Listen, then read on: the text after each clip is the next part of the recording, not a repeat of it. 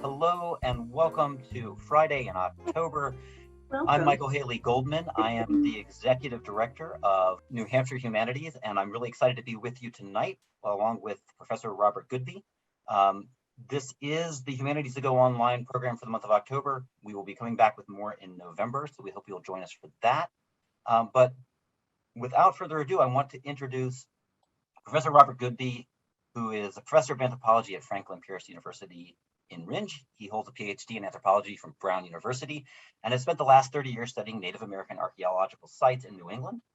He is the past president of New Hampshire Archaeological Society, a former trustee of the Mount, I'm going to make sure I say this anywhere close to correct, the Mount Kearsarge Indian Museum in Warner, and served on the New Hampshire Commission on Native American Affairs. In 2010, he directed the excavations of 4 20,000-year-old Paleoindian dwelling sites at the Tennant Swamp site in Keene. The talk tonight is called Deep Presence, and I'm looking forward to hearing it as much as all of you. So without further ado, I'm going to turn it over to you, Bob. Okay, thank you very much, and thank you for everybody who has come out this evening. My name is Bob Goodby. I'm an archaeologist, and I work primarily in New Hampshire on Native American sites, and I'm very happy to be doing this talk tonight.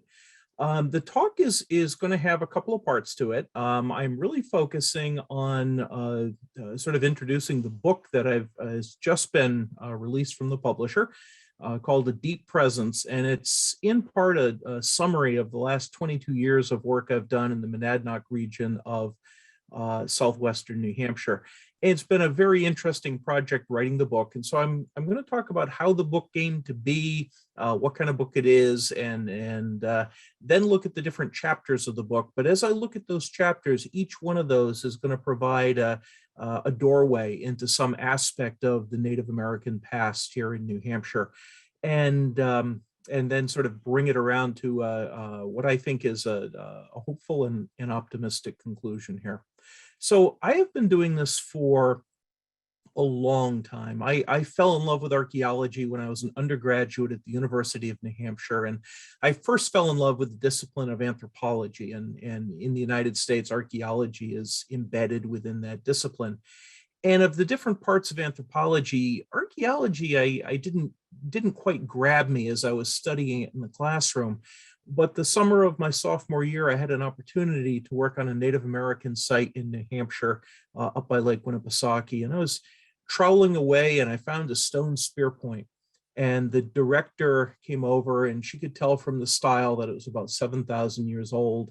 And I just had this epiphany at that point, and knew this was all I wanted to do for the rest of my life. And the epiphany was a two-part one. The first was thinking, as many people do when something like that happens, that I'm the first person in 7,000 years to have touched this object, and there's something that's exciting about that. But it's the second part of it that made me an archaeologist, and that is really what's up with this book, which is how do you use these objects to go back in time and learn about a history that has been made invisible, and then bring that out of the darkness and into the present so that people are aware of it, because that's what archaeology is. It's not about finding old objects. It's about restoring and recreating a human story. And that's the part of it that excites me most of all. So that's how I got going in this funny business. And so I was a good archaeologist. I did lots of digs, did lots of studies, and I wrote lots of very technical scientific papers published in journals that would be read by a small number of my peers, and got ahead in the field as I was supposed to do. But then about 15 years ago, something interesting and exciting changed for me. I became involved with the New Hampshire Humanities to Go program. And that's a gem in the state of New Hampshire. It allows scholars from all sorts of backgrounds to bring their work to public audiences. And I began doing talks all over the state, and did them in, just a second here. Okay. Did them in places ranging from this beautiful old meeting house in North Sutton, New Hampshire. It's from a talk I did this past summer, to what was probably my most unusual venue, which was the New Hampshire State Prison in Berlin. And I've done lost count, but easily a few hundred of these talks. And in doing so, I had to communicate about archaeology in a different way. And I have this quote from one of my favorite archaeologists, Jim Dietz, who wrote books for a general public audience. And as he says here, archaeologists really are storytellers. It's the nature of our work. I mean, we're digging and we're finding objects, but those objects tell a story that has a chronology, it has a timeline, a beginning, a middle, a conclusion. It has odd plot twists. It has mysteries that archaeologists can see and can explain.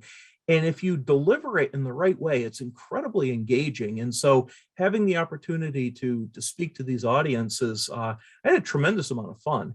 And not only talking about archaeology in a different way, but also getting feedback from the audience and hearing their perspective. And it's something that I still do and is really been a big part of the book.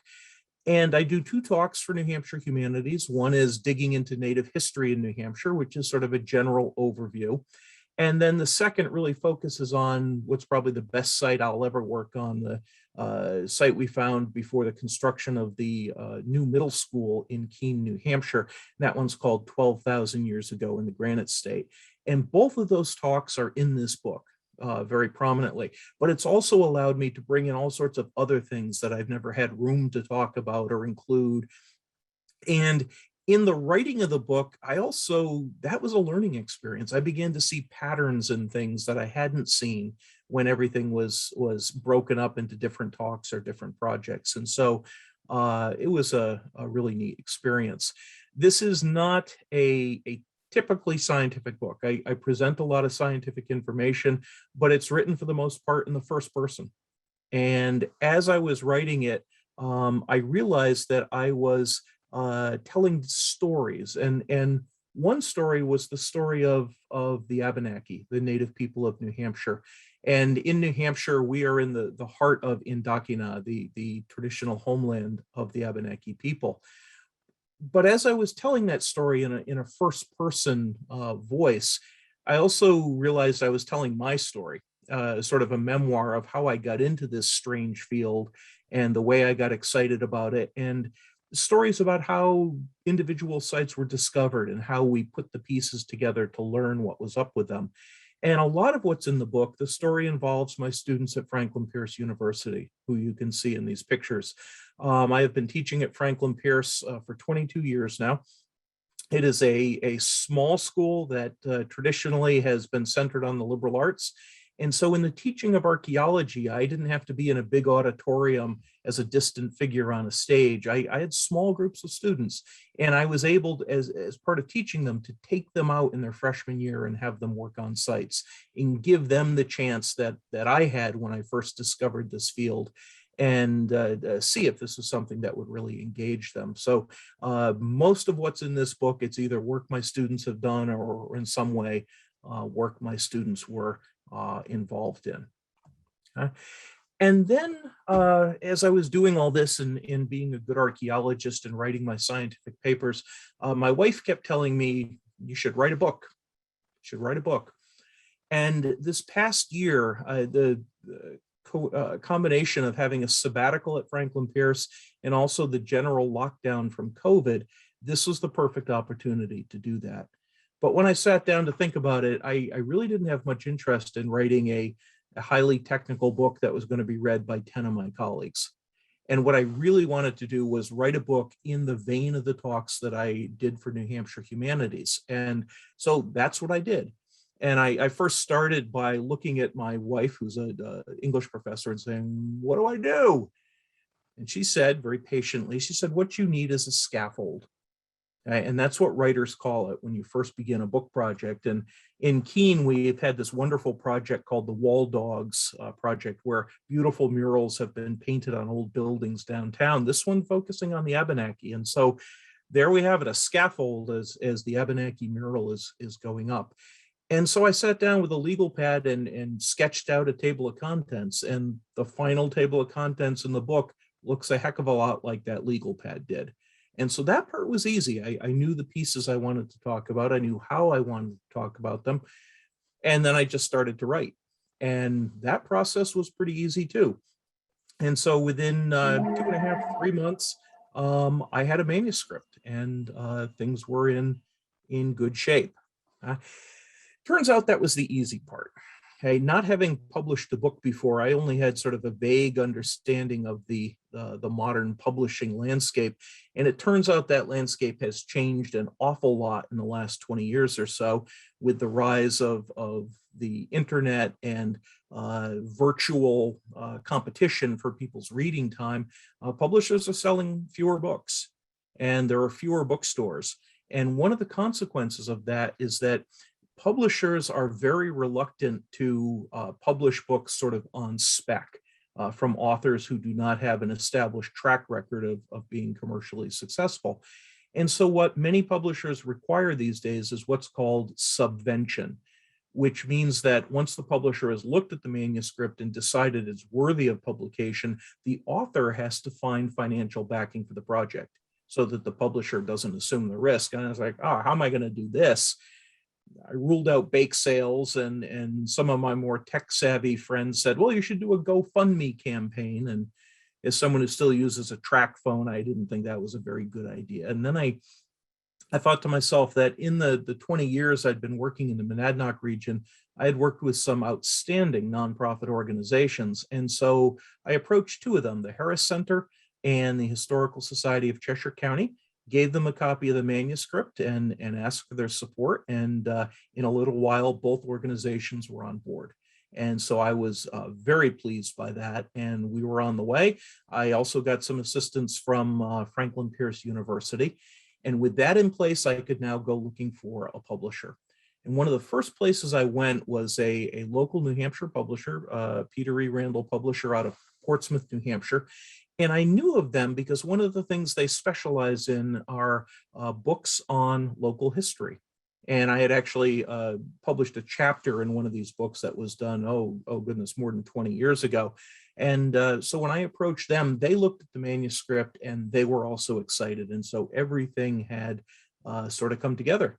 I finished the book late spring. It went through editing, and the books came from the printer about 3.5 weeks ago. So they are now live, they are out, and I am now in the book promotion business, as you can tell here this evening. So that's the story of the book. One of the things that was important about it, because archaeology it's a very visual, it's a very visual discipline. You need to be able to see the objects that you're thinking about and writing about. And if you're doing a book on archaeology, you have to have a lot of photographs. Now that's a good thing, but it's also a challenge because it's expensive to publish a book with a lot of color photographs, but we wanted the photographs to be of top quality. So you can see a couple examples here. This beautiful ash splint hamper on the left. One of the things the Abenaki are renowned for are their wood splint baskets, which began mostly as utilitarian baskets, but as they as the tourists began flowing into New Hampshire during the late 19th century, there was a ready market for white tourists who had sort of Victorian era tastes for things with lots of ornamentation. And so the Abenaki and other native people began producing these very elaborate, very beautiful baskets that today are in art museums and fetch lots of money at auction houses. On the other end of the time spectrum, this is an 11 to 12,000 year old Paleoindian fluted point from New Hampshire, sort of bracketing these two periods. And on the cover of the book, I have a wonderful illustration. One of my partners in this has been a teacher at the Keene Middle School, Miranda Nelkin, who is a wonderful illustrator and artist. And she took the archaeological information from that ancient site in Keene that I'll talk about in a couple of minutes. And from that came up with an imagined depiction of what this encampment may have looked like. And that graces the front cover of the book. Okay. So the book begins with an introduction. And as I realized that I was telling these two stories simultaneously, I sort of embraced that. This picture on the left, fortunately, does not appear in the book, but that is a much earlier version of yours truly from my second summer in archaeology, when I worked on a spectacular site right at the base of Abenaki Falls in the heart of downtown Manchester. And you can see the highway in the background here as I'm screening. And so in that chapter, I talk about how I got into the field, and I also talk about some of the things that we've lost. And if you look at this aerial photo of downtown Manchester, right by Abenaki Falls, you can see the devastation that industrialization has brought about. And so often with the archaeology here, we are chasing after the tiny little fragments that have survived all the ravages of the last 200 years. And that's part of the reality of what we do. The second chapter, I took on a question that a lot of people are interested in. So in doing this work, I have a lot of non-native people in New Hampshire say, oh, that's really interesting. And then the first question they ask is, it's not who are the native people, but the question is almost always phrased, who were the native people? As if they're somehow gone and that story has come to an end. And so in this chapter, I spend a little time sort of unpacking that, because most people, when they think of that question, all they're really looking for is a name. They think of native people as being organized into tribes, and so they want a tribal name. And once they have their name, that's usually where it stops. But the reality of native people was and is a lot more complicated than that. The native societies of New England were not separated by hard and fast borders, by the dark black lines that people draw on a map. Instead, they were really characterized by commonality and connections. They spoke dialects that were mutually intelligible. They traveled to meet each other. They were intermarried. They had very similar material culture. And so thinking about this question of identity, I found that the connections were far more important than any divisions. And I sort of lay that out there and try to give a sense of what that means. The next chapter's a long one for this book.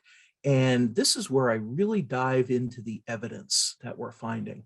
What are the artifacts like? What are the sites like? What has preserved? And one of the things that preserves very well are stone tools. And so archaeologists make as much of them as they possibly can. One of the things we're interested in is where the native people got the stone from, because it has to be a very high quality to make these sorts of tools. And so I talk about sites like the famous quarry outside of Berlin, New Hampshire, where native people took out so much stone from the top of the mountain that they created a cave. And I talk about pottery, which is one of my favorite forms of material culture, and how expressive that is, and how the designs reflect all sorts of cultural choices made by the native women who made these. And I talk about things like the rivers and streams and lakes of New Hampshire, and how these were not only the focus of native settlement, but also the roads and highways that these people used as part of being connected to other native people over a very, very broad area. So looking at things like this dugout canoe as a reflection of that. I then talk about foresights that I really focus on to try to bring some of these themes out. And they're not laid out in chronological order, but it just seemed like the way to present them. I start with a site in Swansea, New Hampshire, just south of Keene. And the focus of this site is this remarkable dam in the Ashwillet River. And the first European settlers here saw that, and they called it the Old Indian Dam. But my fellow archaeologists had never documented this kind of substantial stone structure by native people in northern New England. So there was a lot of skepticism about it. And so I made it the focus of my first field school with Franklin Pearson, worked on it on and off for the next 10 years after that. And we were able to demonstrate that this dam was absolutely built by Native Americans. And we found artifacts and radiocarbon dates that put its construction 4,000 years before present, and showed that it was in continual use all the way up until the time of European contact. And it illustrates one of the themes that you see not only in the Monadnock region, but all around New England. The native people were what anthropologists call hunters and gatherers. They moved around from season to season.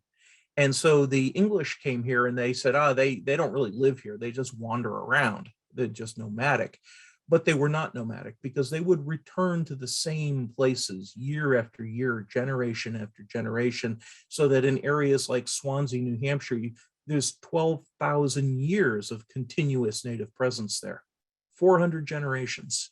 And it continues into the time of European contact. And this is one site that illustrates that sort of thing. The second site I talk about is in a way sort of a prosaic site. It's sort of an average day in the life of Native people. It's in Peterborough, New Hampshire, and it was on a small knoll next to a brook, the Nubanusset, and an area of wetlands. And it was a place not where Native people lived for days or weeks, but where they would come to do a day's work, trapping beaver, collecting plants out of the wetlands, fishing. And we had evidence not only of beaver bone, but the remains of 3 different species of turtle that were identified. I see on the Zoom here that one of the folks in the audience is my colleague Tanya Largy, who did all of the analysis for this. So we find these sorts of things, we ship them off to experts, and they get identified. But if this is a site where people just came for an afternoon or a day to work, what's going on here? Where did they go at night? Where did they live? And the answer to that, I think you have to look at the broader area. The Nubanusset flows southward. It joins the Contoocook River, and that would have been the perfect place for a village site to have been. A nice level terrace where 2 rivers come together. It's the kind of place Native people really liked. And it's also right in the heart of downtown Peterborough, New Hampshire, covered with asphalt, modern buildings, sewer pipes, the remains of a railroad that went through in the 19th century, and there's nothing left. So that if we're going to learn about that, we can't focus on that spot. We have to go upstream to this site and see what we can tease out here and restore at least some of the picture of what was. The third site I look at is a really remarkable one. This is down in the very southwest corner of New Hampshire on the banks of the Connecticut River, and it's on the edge of Wentastic Mountain. And what we had here was the remnant of a large river terrace that was actively eroding into the Connecticut River. And you can see our excavations here, and you can see the active erosion right next to us. And what we had for a setting here was initially a large terrace coming out from the New Hampshire side of the river. So this map right here is a topographic map from 1893, and it shows these 2 big islands.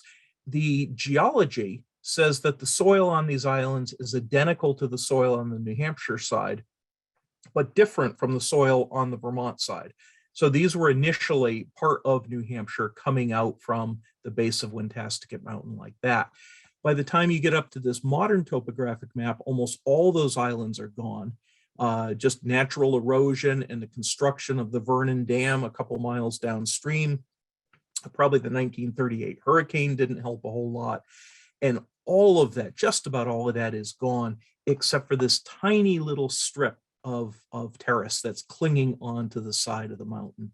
And so our goal here was simply to save what was there before it was gone. And what we ended up finding was a very rich site with distinct layers of artifacts going down over 3 feet. And we had artifacts and radiocarbon dates that went from about 700 years ago to 5,000 years ago.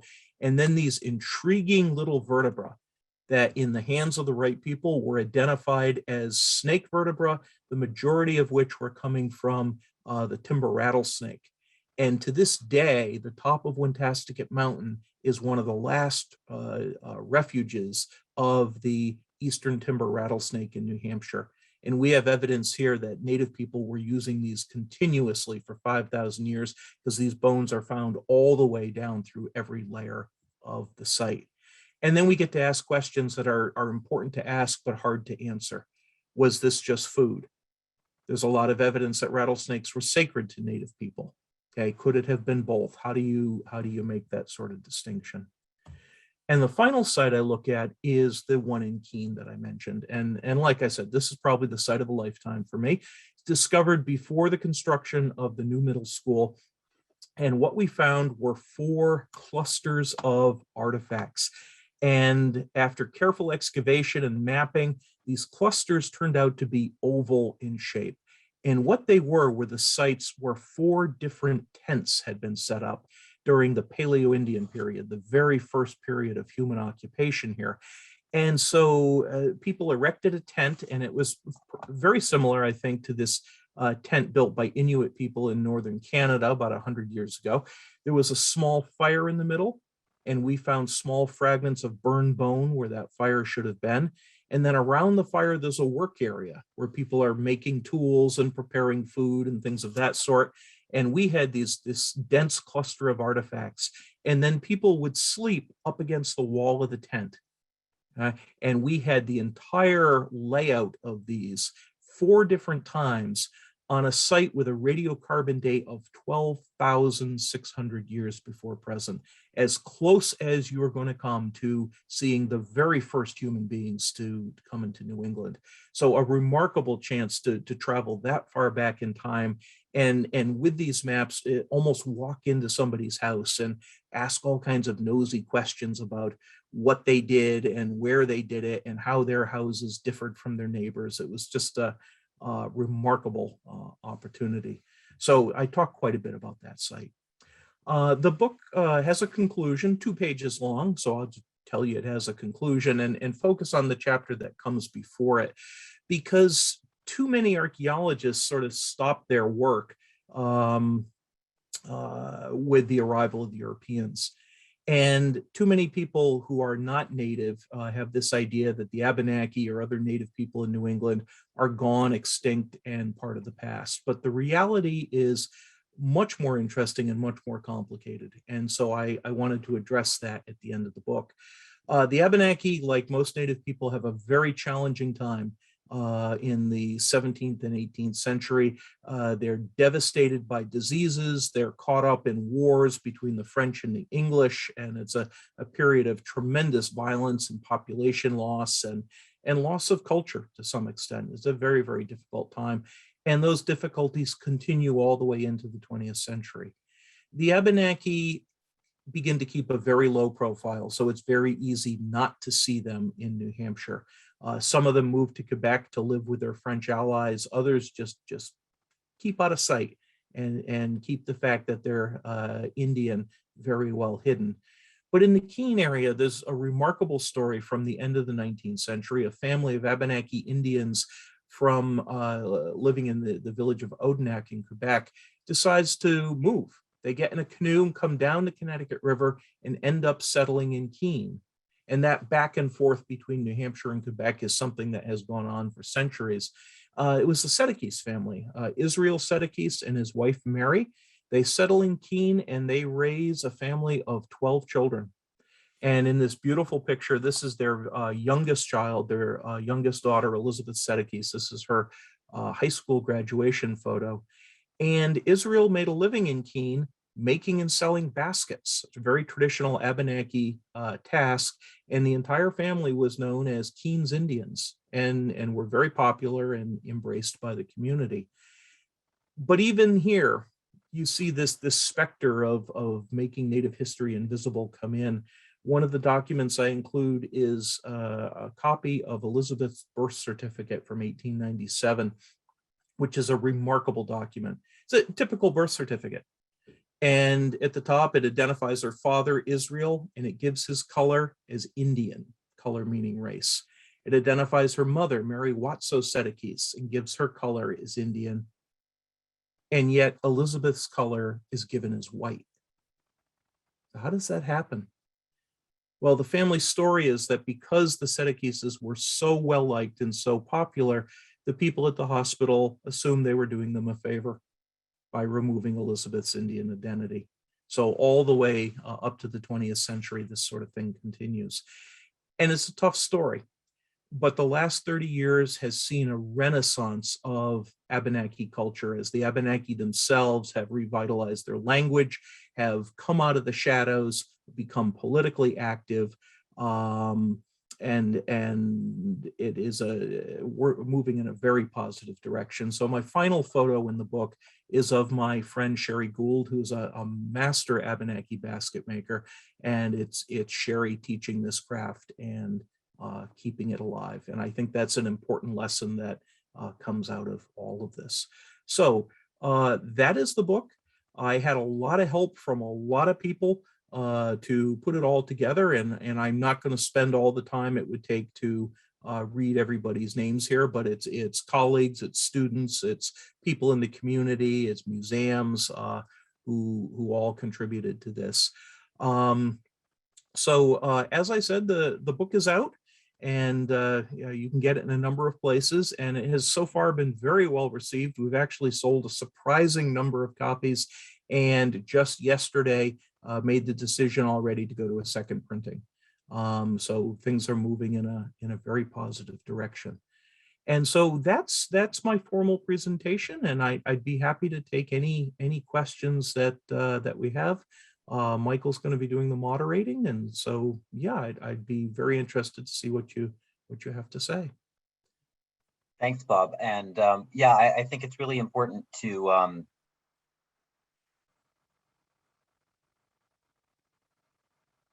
pardon me for a second.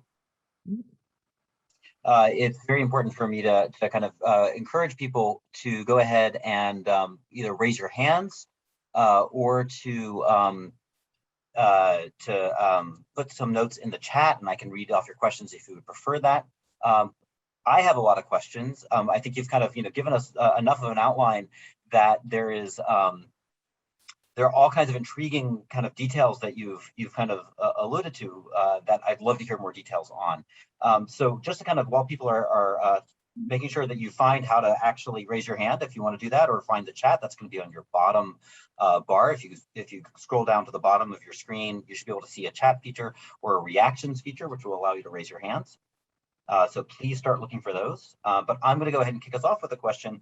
One of the things, Bob, that I think is really interesting is you are writing about the Abenaki from an archaeologist perspective, as a non-member of that community. What does that mean to be from that perspective and writing about this community? Yeah, that's a good question. And 30 or 40 years ago, archaeologists never thought of that. We were just doing our archaeology, and that was all there was to it. In New England, where most people had thought that there were no intact Native communities left, we didn't really have a living constituency to answer to. But that began to change about 30, 35, 40 years ago, as Native people were reasserting their presence here.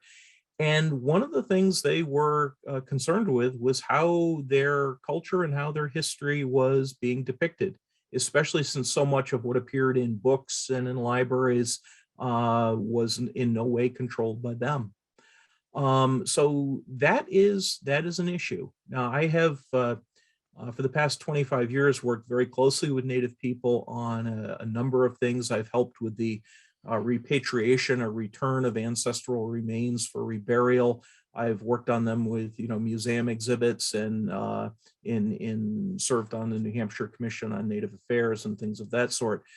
All that has been very important, and it's enhanced my understanding of things, but that doesn't mean that I'm writing with a Native voice. I'm not. And I say early on in this book that what I am presenting is my version of their history, as I have learned it as an archaeologist and as I understand it. And I think if you're going to do that, particularly writing about the past of people who for so long have been ignored, I think it's important to do it with good faith. And I've tried to do that in this book, to write as honest and sympathetic an account as I can without straying away from the facts. I mean, a lot of what I write about is either grounded in or inspired by the facts as I see them in archaeology. So I am very anxious to see what my Abenaki friends think about the book. I've heard from a couple of them, and so far so good. But yeah, that is an important issue. I don't want to mute it. I unmuted it by doing the. Yeah, and I apologize. I just muted you back. I wasn't clear if you had intended to mute there. So just let me know if that was a mistake. While you're thinking about that, I'm going to put a question in from Eric, who wants to know if there were other Indians in New Hampshire beyond the Abenaki, and if there are archaeological digs documenting other tribes in New Hampshire. Yeah, good question. In my opinion, I'm going to do two things. One is I'm going to say no, this is Abenaki homeland. And that's from my understanding of what we know about the historic period. There are a couple of things that complicate that.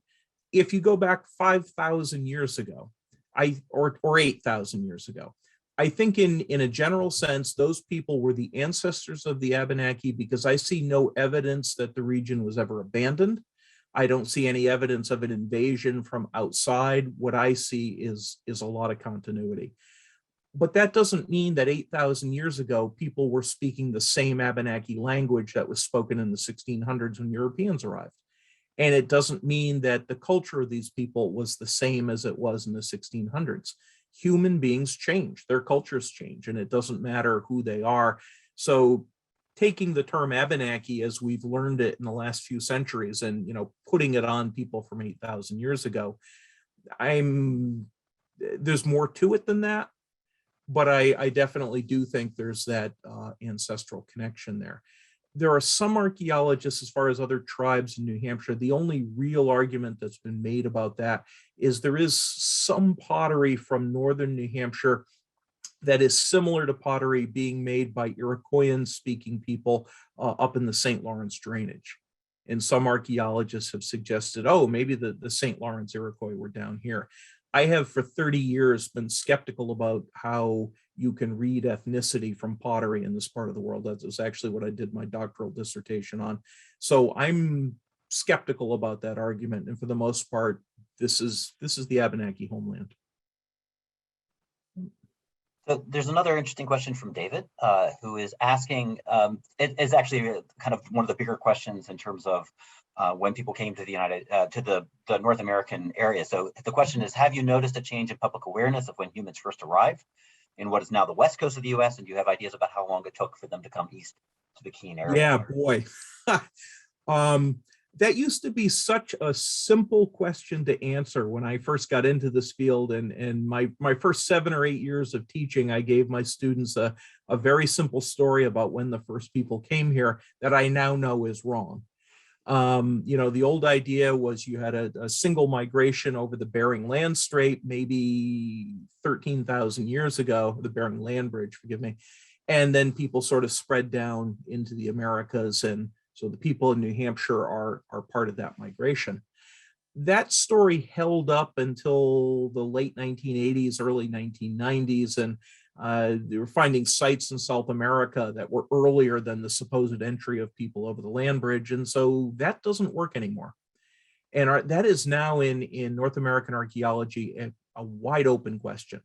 We're not sure when the first migrations come. We're open to the idea that there were multiple migrations, including migrations from areas other than Siberia down through Alaska. It's a little bit simpler in this part of the world because we know that New England was covered with a glacier until 18,000 years ago, and New Hampshire probably wasn't habitable until about 15,000 years ago. So we don't have the issues of anything before then. But yes, complicated, wide open question. Very interesting stuff. Can I ask a question? Is that you, Carol? Yes. Go ahead, Carol. Yep. First of all, there's two questions. One of is, are you aware of how they organize themselves? We give American Indians sometimes credit for being quite democratic. I'm wondering if you have any knowledge of their organization in that way, of their tribal life. Yeah, good question. And it's very hard to see that in the archaeology. It really is. Right. It's very hard even to see on a single site sort of what the boundaries of a community at one point in time would have been. Mhm. And to be able to estimate how many people lived on a site at that single point in time. I think my best approach to that would be from what we know about the Abenaki and the historic period and the modern period, and also what anthropology tells us about small scale human societies in general. And that is that they were in a sense very democratic. They were egalitarian. They did not have leaders with the power to coerce other people. And decisions were made consensually. Everybody got a voice, but people with more experience on a particular issue, their voice might carry greater weight. And so in that sense, comparatively, yeah, they were what we would call fairly democratic. Mhm. And I think that is probably true of their ancestors going back thousands of years. I would assume that's true, but the archaeology is a blunt instrument to be able to see that. Are there Abenaki people who take some responsibility for speaking as Abenakis to other people? Oh, Are there absolutely. leaders and people we could be in contact with? Yes, absolutely. Mhm. There are a number of well-organized Abenaki communities right now. 4 of them have achieved state recognition from the state of Vermont. There are communities here in New Hampshire, and within those communities, there are people who take leadership roles. So yes, very much so. And how does one find out? I live in the Laconia area in the Lakes region, and I'm just wondering who I have in the past been in contact with several people, but I've lost contact with them. I'm just wondering, are you a source to help me find such people? Yeah. I could be a source, but I'm actually going to run away from that question as fast as I can. And the reason being, knowing something about the political landscape of the Mhm. Abenaki here, I don't want to be pointing to 1 or 2 or 3 communities and saying, go to these people.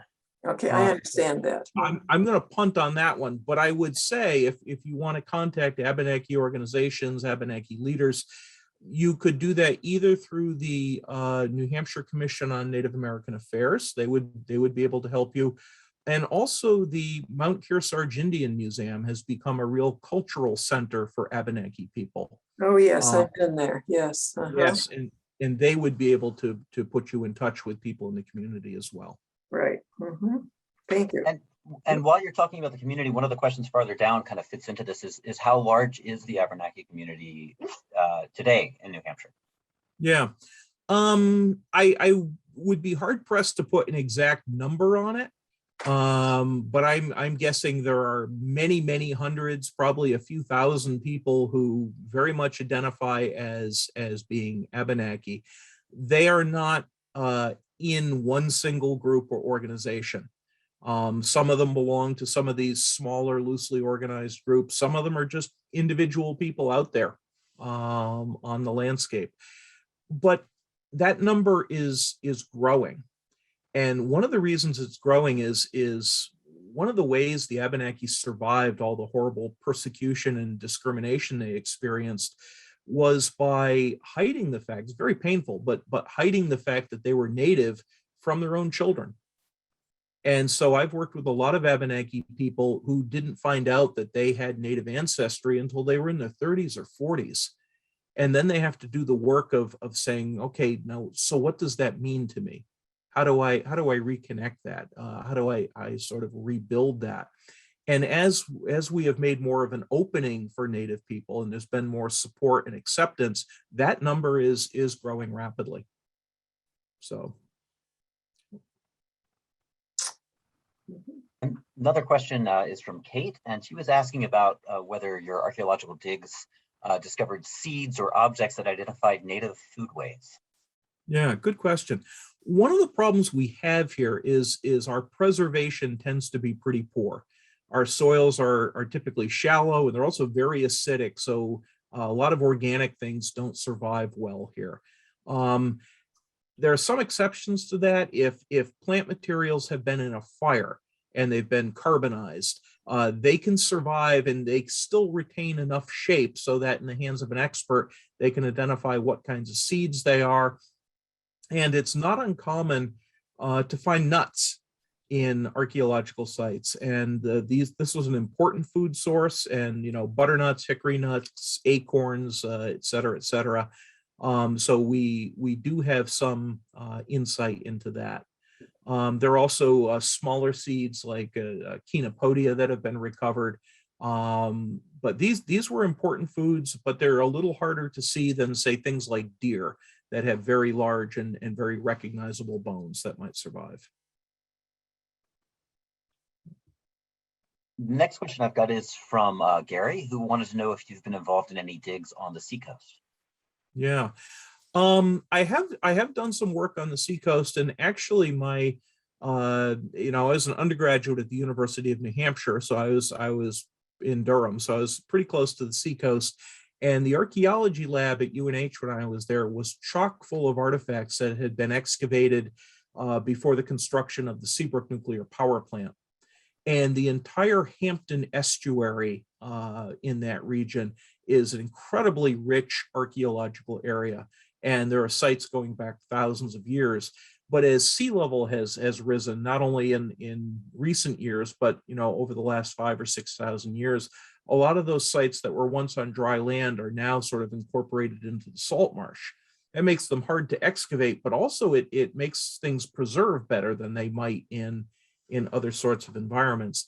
And I actually did my master's thesis looking at sites on the New Hampshire coast that had evidence for very long distance interaction between about 1,500 and 2,000 years ago. So yeah, that is a very rich area.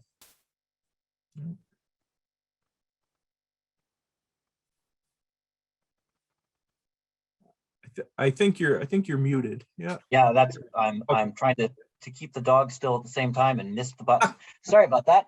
Is there evidence? This is a question from Carolyn. And is there evidence that Native people lived around most or all of the large bodies of water in New Hampshire? Where else did they live? Were they more present than might have been portrayed in U.S. history publications?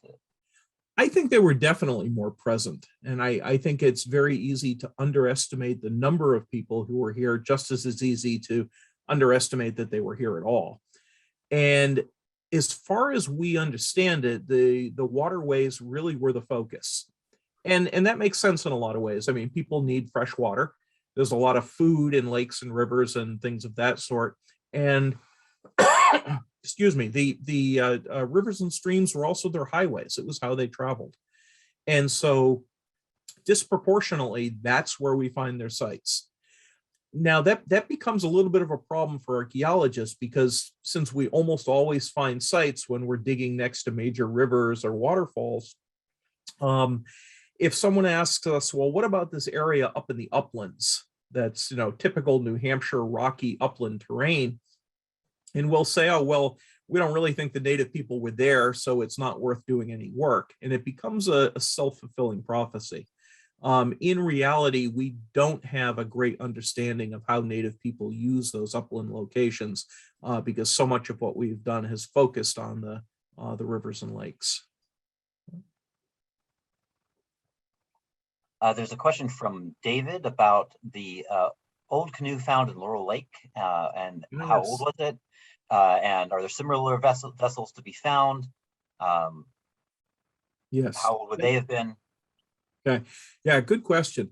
There are a number of dugout canoes that have emerged from the bottoms of lakes and ponds in New Hampshire. The large majority of them are made of white pine, and some of them can be pretty decent in size. There are a handful of them that have been radiocarbon dated. And every one that has been radiocarbon dated, those dates are either firmly in the historic period after European contact, or they extend into the historic period. We have yet to find a canoe that is unequivocally before European contact. And that's a little bit of a problem, because when Europeans came here, they made use of and imitated so many things that the Native people were doing. They used their trails. and turned them into roads because they were the best way to get across the landscape. And they made dugout canoes and they used birch bark canoes. And it's very hard to tell if you have a canoe that was made in 1780 or 1850, if that was done by an Abenaki or by a European. The one in Laurel Lake is very interesting. I have not gotten a radiocarbon date on it, but when it was recovered in the 1960s, there are actually two canoes that came out of the lake at the same time. And the accounts of the people who brought them up said that they were attached by a plank. They were tied together by a plank that was nailed into the canoes. Okay, now that suggests that the canoes are also historic. So that's where we stand with that. That's what we know about most of them, including the Laurel Lake one. Now, that doesn't mean, even if they're only 200 years old, that doesn't mean that they weren't native, either that, made by native people or modeled after native canoes. Either way, I think they show the presence and the influence of the Abenaki. Ian sent me a message talking about the Abenaki as a nation or a tribe. I've realized I use the word community. What is the right way of referring to the Abenaki as a group? And what is the difference between the different terms? Yeah, good question. Usually, there are a couple ways you could do that. A lot of times the term tribe is used to talk about Native people who are federally recognized, who have federal recognition. And there are no federally recognized tribes in either Vermont or New Hampshire. Now you get into Maine, and there are some Eastern Abenaki groups like the Penobscot that have federal recognition, and so from a legal standpoint can be talked about as tribes. But when you're talking about the Western Abenaki in New Hampshire or Vermont, the term is used just sort of as a generic catch-all for Indians who share a lot in common. So tribe means Indians, and so we think of the Abenaki as a tribe, even though they are not centrally organized. The thing from an anthropological point of view that really unites them is language and culture. So when anthropologists talk about the Western Abenaki, we're talking about people who spoke those dialects or carried that culture, but not the sense of a tribe with a nice neat boundary and people flying the Abenaki flag over their wigwams or something of that sort. It's more subtle and more complex than that. There was the question from Lois about whether you've interviewed any of the Abenaki in Quebec whose ancestors moved into Quebec due to European incursion, and do you have any understanding of their stories about that diaspora? I have not interviewed any of them. I have a lot of colleagues, both Abenaki colleagues and non-Abenaki colleagues that have worked up there, and I've learned a little bit about those communities. Those are important places. They're important not only because the Abenaki down here were in contact with them continuously, and going back to the Seacoast family in Keene as they're making and selling baskets in the Monadnock region. Israel Seacoast would from time to time go back up to Odenak, get materials, okay, get inspiration for things, bring them back. And those were the places where the Abenaki language and the Abenaki culture really remained in sort of the most cohesive form. One of the things that has been important about those communities is with the language. And just a year or two ago, we lost one of the elders from Odenak, a remarkable man named Ili Jobert. And Ili was one of only a handful of living native speakers of Abenaki, of Western Abenaki, someone who actually grew up speaking the language. And I met Ili in sort of the later years of his life at a conference as he was pleading with the younger generation of Abenaki and anthropologists to keep the language alive. Because when the last native speaker dies, the language is now technically extinct, and Western Abenaki is just about there. But one of the things Ili did was he worked with a man named Jesse Bruchak. And Jesse has studied this language with the elders at Odenak, and become fluent in it. And he now runs and organizes Abenaki language training sessions all over northern New England. And so because of that presence in Odenak, the Abenaki who are down in this area are able to work on that sort of project.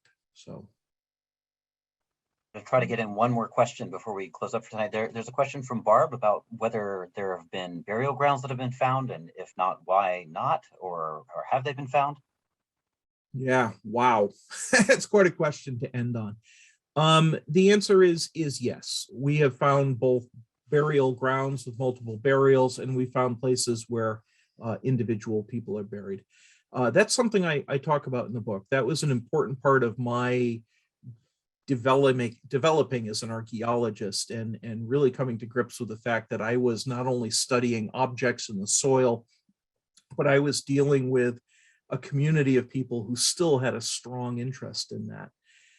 The treatment of native burials is the single biggest contentious issue between natives and archaeologists, because for years archaeologists were able to just dig these up whenever they felt like it, study them, make their careers on them, and you can learn a tremendous amount of scientific information from a human burial.